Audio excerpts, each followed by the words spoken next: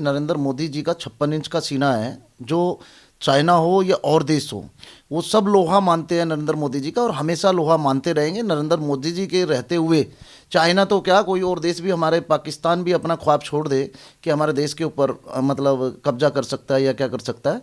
और मैं बहुत बहुत बधाई देना चाहता हूँ देश के रक्षा मंत्री श्री राजनाथ सिंह जी को और माननीय प्रधानमंत्री नरेंद्र मोदी जी को और हमारे अमित शाह जी को कि राहुल गांधी के खिलाफ मुकदमा दर्ज होना चाहिए देशद्रोह का। आप नरेंद्र मोदी जी से इतना बौखला गए हैं कि मतलब जो है आपको चाइना याद आता है। रहते आप हिंदुस्तान में, खाना खाते हैं आप हिंदुस्तान का और बातें करते हैं आप चाइना की। और सेना को सलाम है, मैं सेना को सलाम करता हूँ, हमारे सैनिकों को सलाम करता हूँ जिन्होंने चाइना की फौज को यहाँ से भगाया बॉर्डर से। और राहुल जी, आप हमारी सेना को बदनाम ना करें। अगर दोबारा ये चाइना की फेवर करें या गलत बयानबाजी करें तो इनके ऊपर देशद्रोह का मुकदमा चलना चाहिए।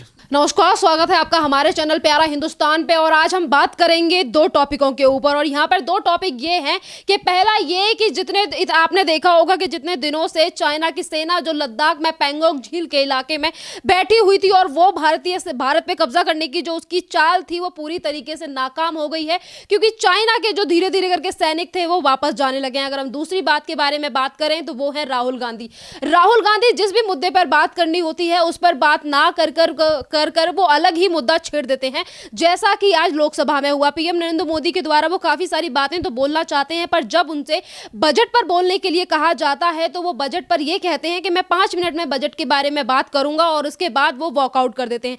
यही रणनीति है कांग्रेस की कि जब भी मुद्दा जो होता है उसके ऊपर ना बात कर वो तीर पता नहीं कहां से कहां की कौन सी बातें लाकर सामने रखते हैं। तो इन्हीं सारे मुद्दों पर बात करेंगे हम। आरपीआई के माइनॉरिटी अध्यक्ष हमारे साथ हैं शकील सैफी जी। तो सर ये बताइए कि जिस तरीके से अब वो चाइना की पावर जो अब हल्की पड़ती हुई नजर आ रही है भारत के सामने और वहां की जो सेना है वो अब वापस लौटने लगी है धीरे धीरे।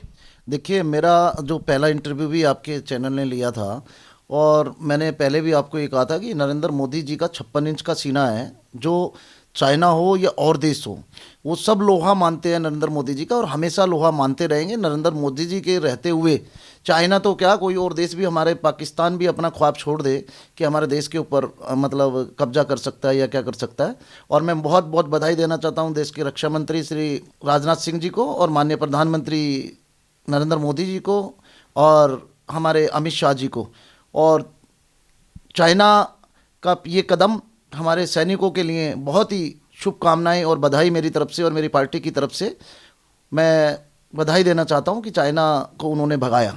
एक तरफ को ये बड़ी बात है भारत के लिए कि जहां पर इतने दिनों से चाइना की सेना जो डटी पड़ी थी आज वो धीरे धीरे करके पीछे हो रही है। पर यहाँ पर अगर कांग्रेस की बात करें तो राहुल गांधी ये कहते नहीं थकते कि चाइना ने हमारे देश पर कब्जा कर लिया है और वो आगे चल के भी देश पे कब्जा कर लेगी और उसके लिए पीएम नरेंद्र मोदी के द्वारा कुछ नहीं किया जा रहा।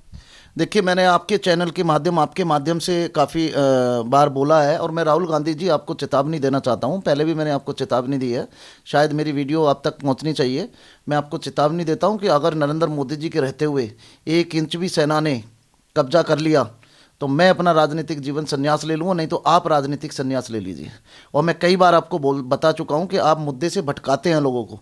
आप लोगों को पार्लियामेंट में बोलना चाहिए आपको। और आइए ना, किसान बिल पे हम लोग बहस करते हैं, हमारी पार्लियामेंट के सदस्य बहस करना चाहते हैं, आइए, हमारी सरकार बहस करने के लिए तैयार है।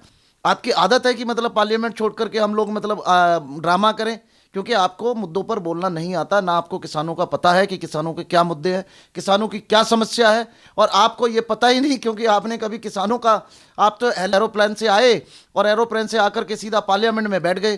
किसानों का एक मुद्दा, किसानों के मुद्दे के ऊपर मेरे से बहस करें आप। सरकार तो हमारी तैयार है, लेकिन मैं मोहम्मद शकील सैफी आपसे तैयार हूं बहस करने के लिए। आइए कि हम किसान पे, खेती कैसे होती है, गेहूं कैसे बोया जाता है, फसल कैसी बोई जाती है, मैं आपसे बहस करना चाहता हूं किसी खुले मंच पर, किसी भी जगह जहां भी आप चाहें, मैं आपसे बहस करना चाहता हूं। तो आप क्या हमारी सरकार से बहस करेंगे? और किसान के मुद्दे पर अगर विपक्ष बहस करना चाहता है तो हमारी सरकार के मंत्री, हमारी पूरी सरकार बहस करने के लिए तैयार है।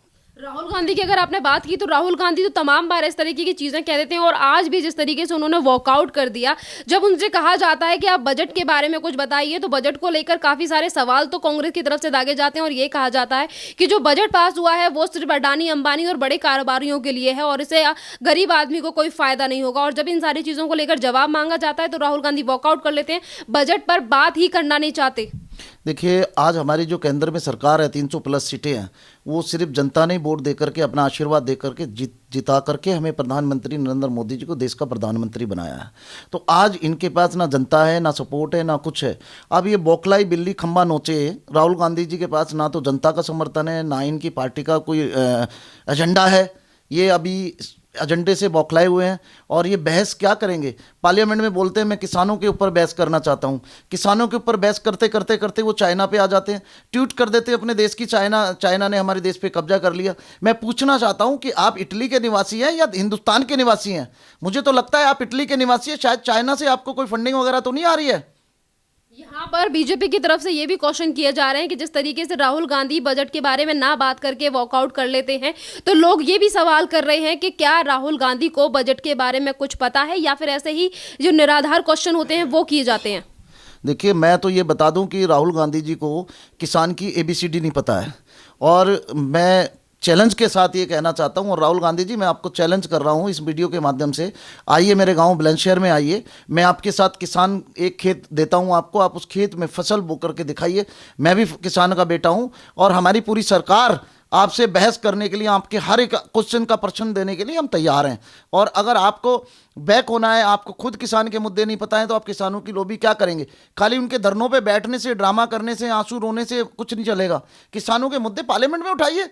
आप क्यों पार्लियामेंट छोड़ के भागते हैं? हमारी सरकार आपके हर पर्सन का जवाब देने के लिए तैयार है, हमारे हर मिनिस्टर, हमारी कैबिनेट पूरी आपका जवाब देने के लिए तैयार है। तो आप किस लिए भागते हैं? हम तैयार हैं। और हमारी सरकार के अलावा हम आम लोग, जैसे मैं राष्ट्रीय अध्यक्ष हूं अल्पसंख्यक सेल का, मैं भी आपको जवाब देने के लिए तैयार हूं। सरकार तो तैयार है ही, हमारे कार्यकर्ता भी बाहर रोडों पर भी तैयार हैं आपको सबको जवाब देने के लिए। राहुल गांधी को लेकर लोगों की तरफ से ये भी सवाल उठ रहा है कि कल लोकसभा में जब पीएम नरेंद्र मोदी कृषि बिल को लेकर सारी चीजें बताते हैं, तो उस टाइम पे भी राहुल गांधी वॉकआउट कर लेते हैं, और जब चाइना को लेकर कुछ भी चीजें सामने आती हैं तो उसको लेकर भी गलत जानकारी राहुल गांधी के द्वारा दूसरों को दी जाती है। तो यहाँ पर लोगों का ये कहना है कि राहुल गांधी क्या सिर्फ सेना को बदनाम करने के लिए ट्वीट करते हैं इस तरीके के? देखिए, मैं पहले भी आपके चैनल के माध्यम से इतनी बार आवाज़ उठा चुका हूं। मैं तो लोकसभा स्पीकर से हाथ जोड़ करके निवेदन करूंगा कि राहुल गांधी के खिलाफ मुकदमा दर्ज होना चाहिए देशद्रोह का। और आप भारत के रहने वाले हैं, आपके फादर भारत के रहने वाले थे और आप इस भारत में पैदा हुए, भारत का नमक खाते हैं, भारत के ईमानदार रहिए, ना कि चाइना आपको कुछ नहीं दे रहा है। या तो आपकी चाइना से कोई सेटिंग होगी। आप नरेंद्र मोदी जी से इतना बौखला गए हैं कि मतलब जो है आपको चाइना याद आता है। रहते आप हिंदुस्तान में, खाना खाते हैं आप हिंदुस्तान का और बातें करते हैं आप चाइना की। और सेना को सलाम है, मैं सेना को सलाम करता हूं, हमारे सैनिकों को सलाम करता हूं जिन्होंने चाइना की फौज को यहां से भगाया बॉर्डर से। और राहुल जी, आप हमारी सेना को बदनाम ना करें। अगर दोबारा ये चाइना की फेवर करें या गलत बयानबाजी करें तो इनके ऊपर देशद्रोह का मुकदमा चलना चाहिए। यहाँ पर राहुल गांधी के लेकर ये भी सवाल है कि जिस तरीके से राहुल गांधी राजनीति करते हैं और सेना को लेकर सवाल किए जाते हैं, जब डिफेंस की मीटिंग होती है तो वो डिफेंस की मीटिंगों को अटेंड नहीं करते और उसके बाद सेना से सवाल किए जाते हैं। आज अगर कृषि कानून की बात करें तो कृषि कानून को जब पीएम नरेंद्र मोदी सारी चीजें समझाते हैं तो उसको लेकर ये वॉकआउट कर लेते हैं। जो मुद्दा होता है उस पर बात क्यों नहीं की जाती राहुल गांधी द्वारा? देखिए, माननीय तेजस्वी प्रधानमंत्री श्री नरेंद्र मोदी जी हमारे इतने शक्तिशाली देश के प्रधानमंत्री हैं और 18-15 देशों ने उनको बहुत शक्तिशाली प्रधानमंत्री माना है, प्रथम प्रधानमंत्री माना है। तो राहुल तो उनके आगे बच्चा है। राहुल जी को मैं एक 5 स्टार चॉकलेट ज़रूर भिजवाऊंगा उनके घर पर। और उनको जो है मतलब इसी चीज़ से उनमें हिम्मत नहीं है नरेंद्र मोदी जी का सामना करने की, इसलिए वो बैकआउट कर जाते हैं। राहुल गांधी जिस तरीके से पीएम नरेंद्र मोदी को लेकर बोलते हैं और उन्हें ये कहते हैं, कल की बात को, पीएम नरेंद्र मोदी की बात को वो कोट करते हैं और ये कहते हैं कि कल पीएम नरेंद्र मोदी ने पूछा था कि कोई भी इन सारी चीजों को लेकर बात क्यों नहीं करना चाहता, तो आज मैं किसान बिल को लेकर बात करना चाहता हूं। जब बात बजट की हो रही है तो फिर किसान को लेकर क्यों राजनीति हो रही है? देखिए, किसान को राजनीति की ये इसलिए कर रहे हैं क्योंकि इनके पास कोई मुद्दा नहीं है। अभी सरकार में ये आ नहीं रहे, कहीं सरकार में इनकी जगह नहीं है, कहीं पे इन्होंने बहुत साल देश में राज किया, किसानों के लिए क्या किया?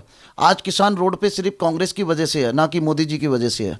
राहुल गांधी की सरकार रही, मनमोहन सिंह जी प्रधानमंत्री रहे, क्या किया किसानों के लिए? अगर किसानों के लिए आप इतना भला करते तो आज किसान रोड पे थोड़ी होता। ये तो हमारे नरेंद्र मोदी जी देश के प्रधानमंत्री हैं जो किसानों के बारे में सोच रहे हैं। और किसान भाइयों से भी मैं अपील करूंगा कि वो आएँ, हमारी सरकार स्वागत करती है आपका, हम आपसे वार्ता के लिए तैयार हैं। अभी टिकैत साहब ने कहा कि हम वार्ता करना चाहते हैं, तो हम भी आपका स्वागत करते हैं, हम भी वार्ता करने के लिए तैयार है। बैठिए और किसानों को समझाइए, किसानों के हित में ये सारे कार्य हो रहे हैं, जितने कार्य हो रहे हैं किसानों के हित में कार्य हो रहे हैं। ये सरकार किसानों की है, गरीबों की है, मुस्लिमों की है, अल्पसंख्यकों की है, सबकी ये सरकार है।